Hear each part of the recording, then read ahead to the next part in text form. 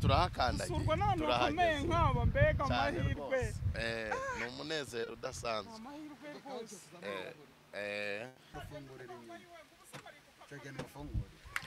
ni ukuvuga ngo turahakandagiye nonaha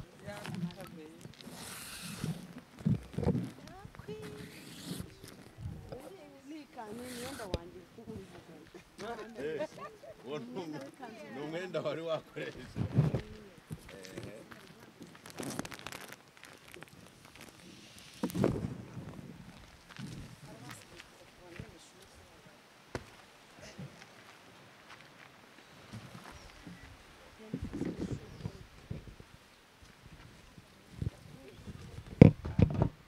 Penina oya ntabwo ari ngombwa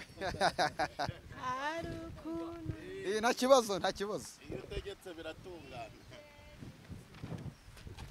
ahangaha rero tugeze kwa mama Dada turashimira Imana ko yabanye natwe mu rugendo turi kumwe n'abakozi b'Imana iki gitambara turagisubizayo gishyira mu modoka hino turi kumwe n'abakozi b'Imana dukorana umurimo Pastor John uyu ni umubyeyi n'inshuti yacu niwe watanze umufuka w'umuceri Imana imuha umugisha ndi kumwe na Pastor Valeri uyu ni umushumba wacu w'itorero wa rya Power of Prayer Church aho dukorera umurimo w'Imana buri ku cyumweru guhera saa 3 za mu gitondo nyuma saa 6 tugakora igitaramo abana ba protocole bamwe turi kumwe Pastor John ngira ngo murimo muramureba na matera hari inyuma cameraman we ngira ngo ntimuraza kumubona gusenga ngende mwizera mu Adventiste musakarindwe mu Adventiste namwe mujya mugira igikorwa cyo gufasha yego gufasha natwe turabikunda kuko Bibiliya iravuga ngo itorero ry'ukuri nirifasha imfubye n'abapfakazi n'abatishoboye ndetse n'abakene turagushimiye uyu niwe mumotari watuyoboye adukuye kuri kaburimbo imuhanga mu mujyi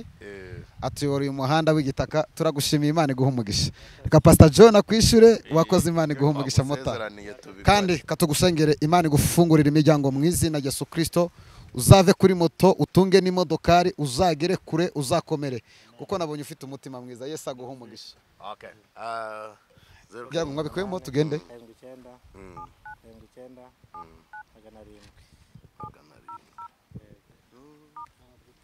Pastor Joe.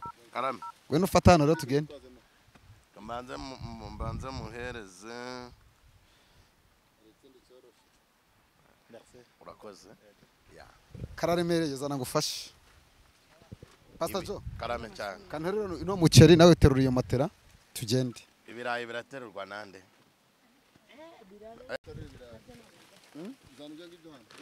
Ibi ngibi bihe mushumba. Aha ibyo bihereze mushumba. Ibyo birayi murabiterurana. Batara no kwikorera. Mama Dada turagusuye rero.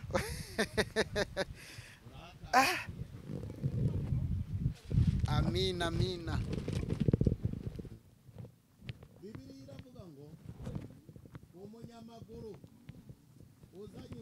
Dada we turagusuye.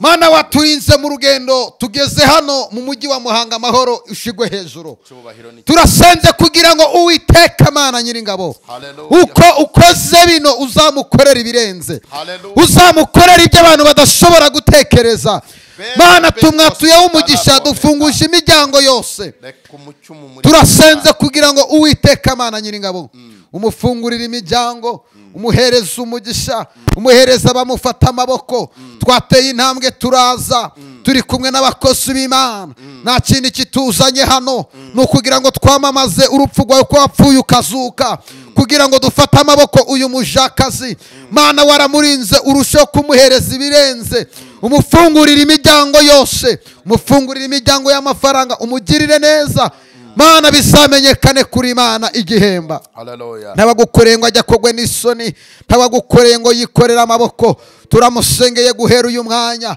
Ubu ni ubutunzi dufashemo kugira ngo tumufashe. Mana, uzahagurutse n'abandi bamufata amaboko, uzahagurutse n'abandi kugira ngo izina ryawe rihabwe icubahiro. Tugeze muri iyi nzu, uzamuha intebe mu izina rya Yesu. Uzamuhereza intebe kugira ngo abashyitsi bajye bicaraho, ntibajye bicara hasi, mu izina rya Yesu Kristo. Ufungura imiryango ubuzima bwe bwose. Turagushimiye Mana kuri kumwe natwe. Ndashimye kugira ngo Uwiteka izina ryawe rikigwe hejuru. Urakoze ni mu izina rya Yesu Kristo. Amen. Mwadaye Mana baha umugisha. Rero mureka ahantu tuhicare. Ahantu tuhicare kuko gahunda no kuhicara.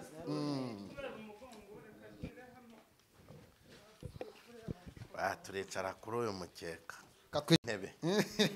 Twicara kuri uyu mukeka, umuntu ubabara umugongo agomba kuzana intebe.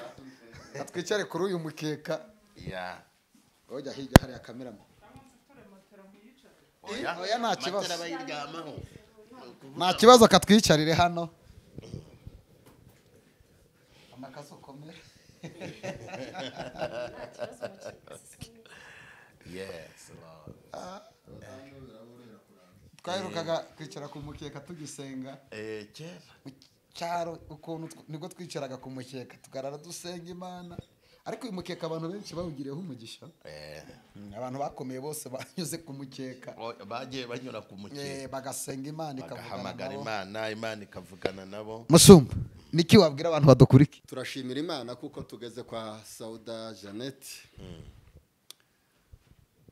Turashimira ukuboko kw'Imana yagize ikigambirira kuri Imana ikareba ushonje, ikareba ukenye, ikagira icyo imugenera ku munsi wayo mu gihe cyayo, mu isaha yayo. Data imbere y'Imana n'abantu, usibye ubuntu bw'Imana gusa bw'icyo Imana ikora mu isaha yayo, igakora imirimo n'ibitangaza. Turashimira Imana rero kubw'ibyo byose bw'ibyo Imana yakoze, n'abo Imana yakoresheje imirimo kugira ngo tubashe kugira icyo dufashe uyu mubyeyi n'abano bana afite. Ni umubyeyi ufite abana batari bakeya, udafite akazi, ariko kuba Imana yaramurebye ikamugirira impuhwe, tujya duhora turamenya Imana, tujya duhora dushima Imana. Abizeye Imana muri Kristo Yesu ntacyo bazabura, nta n'icyo bazakena. Niyo mpamvu rero nabingingira, nabasaba kugira ngo turusheho kumenya agaciro k'amaraso ya Kristo. Twari tumuzi, ariko kubera amaraso ya Kristo niyo yaduhuje, niyo yatumye tumubona. Muri we tubona Imana, kandi nawe ngo tubona mu Imana. Nayo maraso ya Kristo rero niyo atutuma tumwumva ari mushiki wacu, tumwumva ari mukuru wacu, tumwumva ari umubyeyi wo kugirirwa impuhwe. Rero turabishimira Imana kubw'ibyo, kandi tuje duhora dusengerana dusabirana mu gihe gikwiriye, dufashanye kuko Imana yabidusabye. Tukagire icyo ubasha gukora kirenze icyo ufite, kandi ntukabura icyo ukora kandi ugifite. Igihe cyose ufite jya ukora, kuko Imana yishimira cyane abatanga kuruta abahabwa. Niyo mpamvu ugomba kubiharanira ngo Mana gire icyo mbona kugira ngo nanjye ngire icyo ntanga. Imana ibaho umugisha rero umuntu wese muri iri torero rya Power of Prayer Church wabashije kurambura ukuboko akagira icyo agenereye uyu mubyeyi. N'abandi si uyu wenyine tugeneye uyu munsi, hari n'abandi twafashije, hari n'abandi benshi twagiye dufasha. Rero iyo mirimo mukora Imana idakiranirwa izabitura ineza yayo. Reka nshimire Imana muri iryo sengesho ritoya. Data wera uri mu ijuru, Mana nyiringabo, wagize neza. haleluya haleluya. Wakoze ku bagaragu bawe, urabakoresha imirimo. Niyo itumye tugera hano kuri uyu musozi. Ntitwari tuhaza, ariko tuhagejejwe nawe kubw'ineza yawe. Reka dusabire uyu mubyeyi n'abano bana, dukoze akantu gato ariko wowe ukora ibirenze, uhagaragare mu izina rya Yesu Kristo. Ubatunge, ubatunganyirize, ubaha amaboko yo gukora, ubaha imbaraga zo gukora, ubaha icyo gukora, ubaremere kugira ngo babeho bakuramye bagushima, bitazatuma bakena bagasubira inyuma bakakwibagirwa nyagasani Imana. Ubaha imbaraga kandi ubashoboze kuko uri Imana irema bitariho bikabaho. Reka uyu mubyeyi n'abano bana babona aho kuba habo, babone ico bazahora bafungura igihe cyose, kuko muri wewe Mana ariho turonkera, ariho tubonera amahoro, ariho tubonera ibyishimo, ariho tubonera ibitunezeza, bigatuma tukuramya ku manywa na nijoro. Urakoze kuko ubyemera kandi ukazabikora nk'Imana ishobora byose. Yesu Kristo umwami wacu dukunda, amen. Asomye ijambo ry'Imana, sanga umujakazi w'Imana witwa Tabita. Bibiliya iravuga ngo Tabita yarapfuye, ngo haza abapfakazi bararira baravuga ngo uyu Tabita yajyaga tudodera imyenda. Ndashimira mushumba wacu pastor, ndashimira abo babyeyi turi kumwe n'abashiki bacu. Buriya niba hari ikintu kizana umugisha, biravuga ngo gutanga bizana umugisha kuruta guhabwa. Iyo usenga udatanga ugira amavuta ariko ukaba umukene. Baguhanurira ibintu bikomeye ugategereza ko uzabibona, ariko wowe iyo ugiye kwakira ntushobora no kubimarana kabiri kubera ko nturamenya agaciro ko gutanga. Biravuga ngo kuko Imana yakunze abari mu isi cyane byatumije itanga umwana wayo w'ikinege.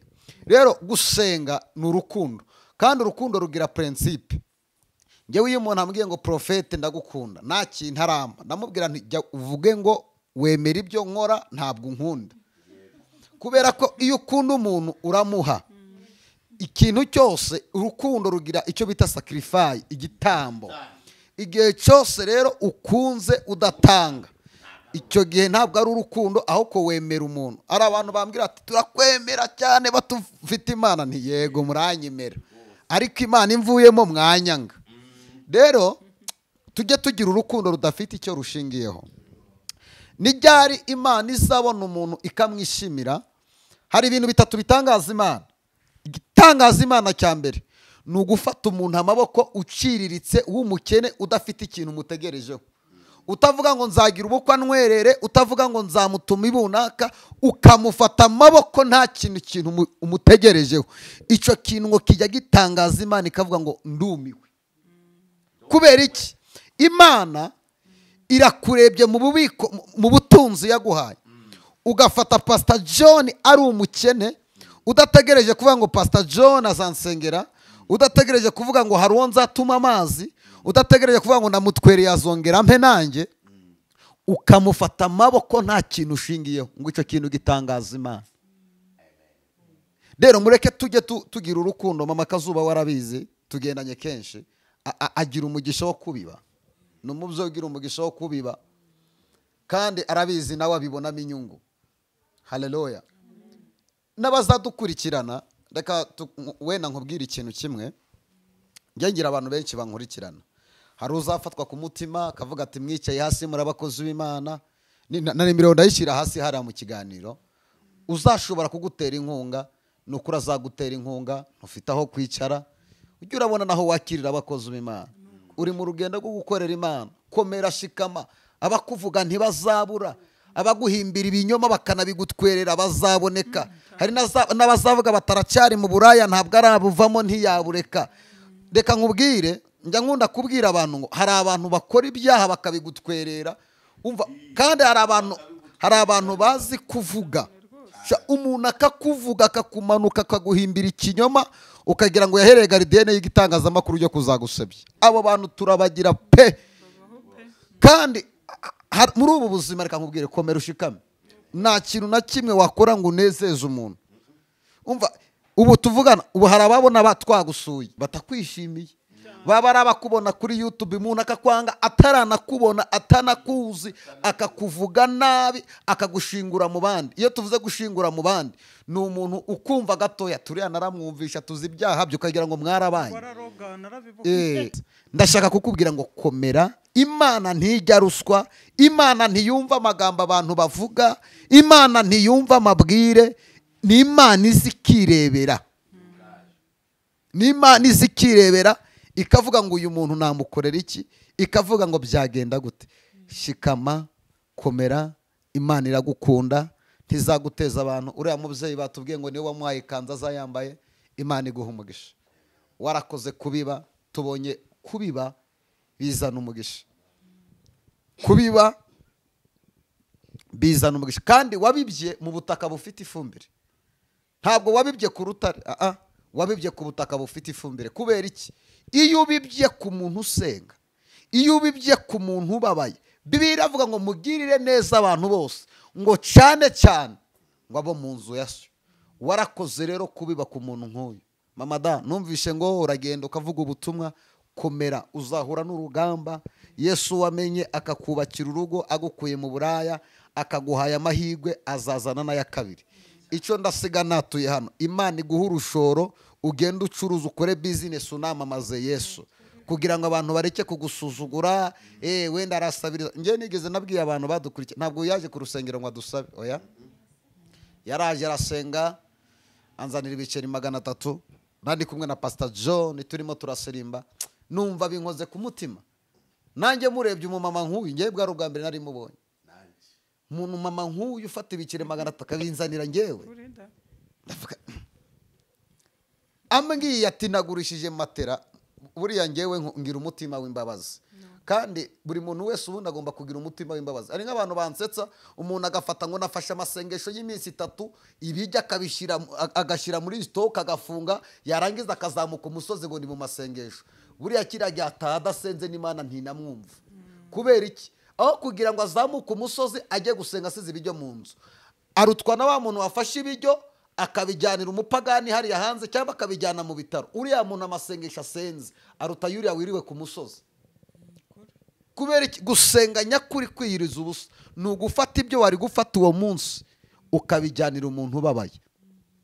Rero ndashimira ari abakristo tubana mu materaniro, ari itorero, abantu bose n'abazagira umugisha wo kugira ngo bakubibeho, Imana izabaho umugisha. Bari abantu bashobora kukubona baturi guteka umutwe, uri gusabiriza, uri kugira gute. Ayo magambo ntaguca intege. Igihe cyose umuntu ari mu kigeragezo, umuntu wese amuvuga uko ashatse bitewe na shapitiri imuryoheye kumusebya. Igihe cyose uhagaze mu kigeragezo, umuntu wese agusebya uko ashaka, akuvuga uko ashaka, kuko uri mu gihe cyawe. Ariko reka nkubwire ngo nyuma ya saa 6 haza saa 7, nyuma ya saa 7 hakaza saa 8, nyuma ya saa 8 hakaza saa 9.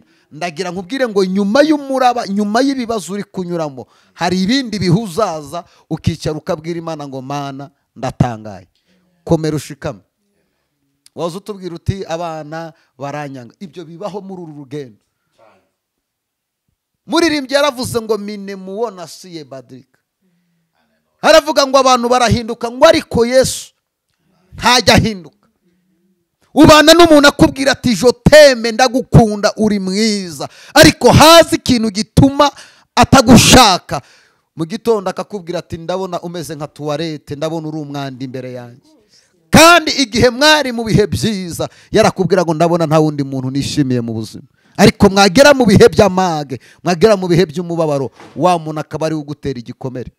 Kubera iki? Wishingikirije ku muntu, ni wishingikiriza kuri Yesu. Ndavuga formule yo kugira ngo ubeho neza no kubanza gutunga Yesu mu buzima bwawe. Iyo utunze Yesu mu buzima bwawe aguhindurira amateka. Iyo utunze Yesu mu buzima bwawe aguhindurira ubuzima. Iyo utunze Yesu mu buzima bwawe aguha ibyo abantu bataguha. Jewe nuri indege atari kubera famille, atari kubera amashuri. Nagendeye mu ndege njya kuvuga ubutumwa atari kubera ahantu mvuka hakomeye, atari kubera amashuri, kubera Yesu. Haleluya. Kubera Yesu. Ndagira nkubwire ngo komera shikama, abavuga reka bavuge, Imana izahagurutsa. Uko byagenda kose Imana ntizemera kupfa, ntizemera kuguhomba, warayikoreye warayimenye. Komeza usabane n'Imana, ukomeze ugumane n'Imana. Ejo bundi Imana niguhereza amafaranga. Hari umubyeyi wavuze ngo azaguha $200. Tangira ubwira Imana ngo Mana aya mafaranga naza uzayahesha umugisha. Ugenda ureba akantu ukora. Iyo Imana ikunda abantu bakora. Biravuga ngo nzaha umugisha imirimo y'amaboko yawe. Irangije iravuga ngo nuva muri Uwiri y'Abakarudayi. Urimo urabyumva? Irongera iravuga ngo nzaguha umugisha mu majya no mu mazi. Rero Imana niguha urushoro, haguruka ujye gukora. Nawe Imana izakuburesinga, ikurindira abana kugwara, ikurinda inzara, nurangiza nugenda wunguka, nawe uzafasha abababaye. Haleluya. Imana izakugirira neza, ntabwo Imana izemera kumwara. Ibi bihuri kunyuramo Imana yemera ko tubinyuramo. Hari igihe umuntu ahagarara mu kigeragezo Imana ikabyemera.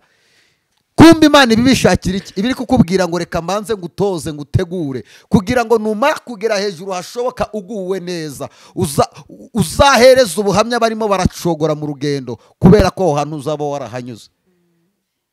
Ntabwo izi modoka twazanye twazivukanye oya, ahubwo Imana yemeye ko tugenda n'amaguru. Iravuga ngo umunsi nabahaye imodokari, ntuzakora ikosa ajya kugenda mu modoka unyuze ku muntu imvura iri kumunyagira, ujye uhagarara umuhereze refuti, wibuke ibihe wanyuzemo ko byari bikomeye. Shika mukomere, abana kuba bakwanze uyu munsi n'Imana yabaguhaye, kandi zongera uko byagenda kose Imana izakora ikintu gituma mwongera guhuza. Njya nkunda kubwira abantu ngo iyo umuntu akenye, iyo umuntu ari mu bihe bibi, nta muntu n'umwe umutega amatwi. N'igitekerezo watanga niyo cyaba gisobanutse, abantu baravuga bati ni shitani, ni amadayimoni ari kukuvugisha. Uzarebe twagiye dukurira mu matorero menshi, iyo waga uri umukene, niyo waba ufite amavuta, iyo wavugaga ngo hari ikintu Imana imbwiye, barakubwira ati banza ujye kureba pasiteri abanza umubwire ibyo Imana ivuze. Kubera iki? Uravuga ati wabona nafite na toroma y'ubukenaga barahanuye ngo ni Imana ivuze atari yivuze. Ariko ugasanga umuntu w'umusambanyi wabigize umwuga niwe bashyize ku budiyakoni, niwe bashyize ku muntu urakira abashyitsi. Kubera iki? Amafaranga. Mamada, Imana iguha amafaranga, Imana igukiza igisuzuguriro, Imana ikuzanira intebe muri uru rugo, Imana iguhereze bizinesi, n'abatwumva n'abazadukurikirana. Nimero ya Mama Dada turayishyira hasi aho muzamufata amaboko. Mama Dada, kandi uzagira abantu bagufata amaboko. Ni ukuri uzagira abantu bagufata amaboko. Ubu nta gitangaza ko n'umugabo wawe ari kukureba ibihuri kunyuramo. Hari n'abari kureba ibiri kunyuramo, nawe byamugeraho, nawe yamwara, nawe yaseba. Reka tumurebe, abo barahari benshi. Rafiki niwe wavuze ngo Bayuda turi kumwe nabo. Kandi ikintu kimbabaza muri uru rugendo nuko abavuga ibyo bintu saba mwakoranaga wa mwuga w'uburaya, nabo wasanze mu nzu y'Imana nibo bagenda bakwandagaza cyane rwose. Imana yigize inyigisha ikintu cyitwa umukristo, umurokore, umupagani. Dufite abarokore b'abapagani baba mu murimo. Abo ngabo rero iyo uhuye n'ikibazo araza akakumva ati kadusenge, yagera hirya akajya gutwika karitsiye yose ati murabizi arasebye nene harapfuye aramwaye. Kumbi yari umunyamasengesho. Wowe wamumenekeye umutima wawe uzi ngo ni inshuti yo mu mwuka, ni umunyamasengesho. Kumbi nibandi mubana ni indyarya amagara. Muntu mukabana mugasengana akumva iki Imana ikubwiye. Imana ubu itangaza ko Imana ishaka kukubwira uti nzongera nkubake, nzongera nkugirire neza. Wa muntu byumvishe ari nawe ubiguhanuriye mu gitondo akaba ari ujya kubigwanya cyane. Prophet, Imana nawe iguha umugisha. Wowe rero mbura n'icyo nakuvugaho kubera ko tuziranyeho ubuzima bwose, ubuzima bubi. Ndabyibuka igihe kimwe, ubyibuke umunsi twafataga imodoka duteze kwa Stere tukajya ku musozi wa Kanyarira tugiye gutanga Bibiliya, tuziha abantu tutazi ngo turi gushaka umugisha. Twari turi ku ijambo rimwe rivuga ngo umuntu twahaga Bibiliya yumva ijambo twavugaga, twaravugaga ngo buri cyanditswe uri bubumbure isaha yari yose kuri Bibiliya tuguhaye, kuko buri jambo ry'Imana ridasohokera ubusa rirema igitangaza. Yego rijye rikuremera igitangaza, ariko natwe kituzeho.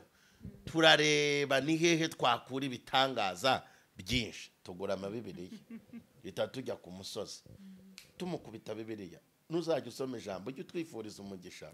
Nicyo gituma Imana iduha umugisha uko bwije nuko bukeye. Isi gacanganyukirwa, amagambo agahaguruka, ariko twe tuzi ibyo twakoraga kirya gihe. Prophet, warakoze. Ubu ngubu nicyo gituma nagushimira ukiriho, kuko ibintu nahoze mbibwira ahantu ho kunzanira ururabo ntanareba. Kwapfuye bakazana indabo zigura nk'ibihumbi 100 we cyangwa 50, kandi urwaye nta wazanye na Bibiliya. Rero Prophet, nkwibwirira hakiri kare, Imana iguha umugisha kandi ndagukunda, kubera ko ibireka mbikubwire tukiri ku isi tukibasha gusangira ngo twirire, kuko nupfa bwo nzaza rwose ndiri nk'abandi amarira ntanabura nziririshwa kuko mu rupfu hari abarira by'ukuri hari n'abiririshwa indabo nzagenda nzana ariko mu gihe ukinariwe tujye tugushimira ibyiza ukora uyu murimo w'Imana ukora mu rusengero hano hose social media kandi ukabona abantu barakuvuga nasobanukiwe aya magambo batuvuga ngo turi abatekamutwe duteka umutwe dufasha abantu koko no basuhuza dore uyu n'ujya umpa ibiryo byo kuri Restoration Church bimwe bya Compassion nababwiraga ejo n'ujya ubiha abana izashimwe Imana